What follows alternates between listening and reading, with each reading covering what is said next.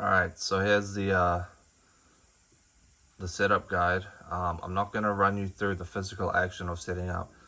Basically, after unboxing your PS5 Slim, you will find two pieces of plastic that you wedge into the bottom. Then you can set it horizontally.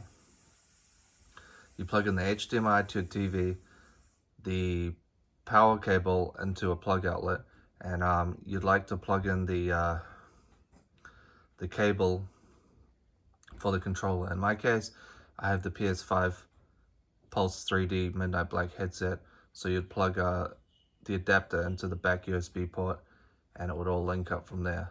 From there, you'd want to turn the PS5 Slim on via its front button and connect up the controller by pressing the PlayStation button, either wired or unwired.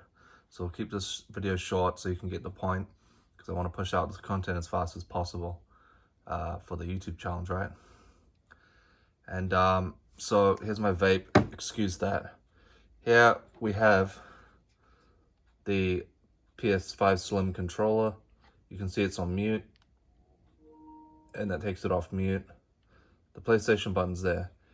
It's pretty self-intuitive. You have to take the time to read the manual, the quick start manual, in order to understand the basics of what this is. And that pretty much comes with the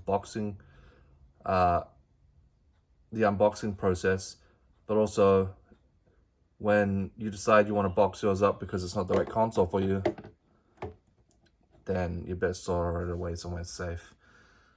You'll want to read through the quick start guide, and as you can see here, it's a perfectly nice system. It's just whether or not it's right for you. So read through those things, unbox it carefully, unbox it with care. Let me show you the boxes themselves to get an idea of what I'm talking about. Okay, so here we basically have the PS5 box and the headset box. You'll want to unbox it carefully, right? And it comes with two manuals. You want to read both of them carefully. As you unbox it, make sure to get what you're doing right. You don't want to mess up the process. The headset, the Pulse 3D headset, doesn't require as much manual reading process as much as the official unboxing of the actual console itself goes. And I've already unboxed mine, so I don't need to do that right now. But you can see those are the boxes. This is a fairly expensive console with a fairly expensive headset. So if it's viable for you, go out and buy one. If it's not the right console for you, well, you can't really make any exclamations about that it's my fault. Just, you tried it, it'll either work or it doesn't work. So there's that. Basically, once you have your PS5 Slim powered on, you want to go to the home screen, and you'll want to go to settings, and you'll want to go to screen and video, and make sure you have all of your resolution, variable refresh rate, and 120 hertz output, 4K video transfer rate, all of those HDR settings and stuff, RGB range, all checked on. Obviously, you got a 4K HDR television for this, right? Because that's what this console is for. It's for a 4K TV.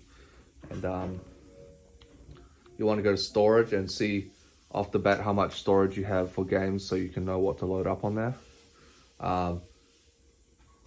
The PS5 Slim has 1 terabyte of storage, right? In terms of like touring around and trying to do things, it's not really possible. It sits there. You better be a staying around at the house in your apartment kind of guy or gal. And you know, there are 4 different sections to the storage: games and apps, media gallery, save data, and other.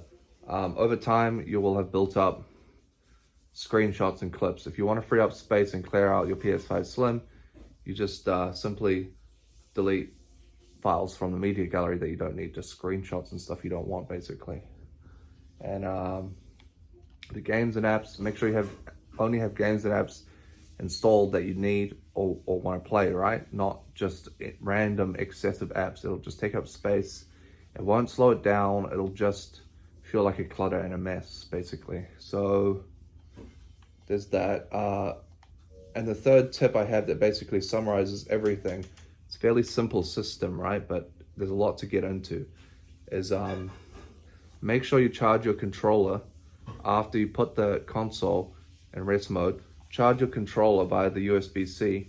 Just charge it while you're not playing overnight or when you're away from the console. And you know, the best recommendation I can make for games is if you're feeling up for it, go out and buy the physical discs and boxes for the games, but you'll want to get like maybe 2 PS5 exclusives and maybe like 2 or 3 PS4 games. So off the bat, what I would recommend is Ratchet and Clank Rift Apart and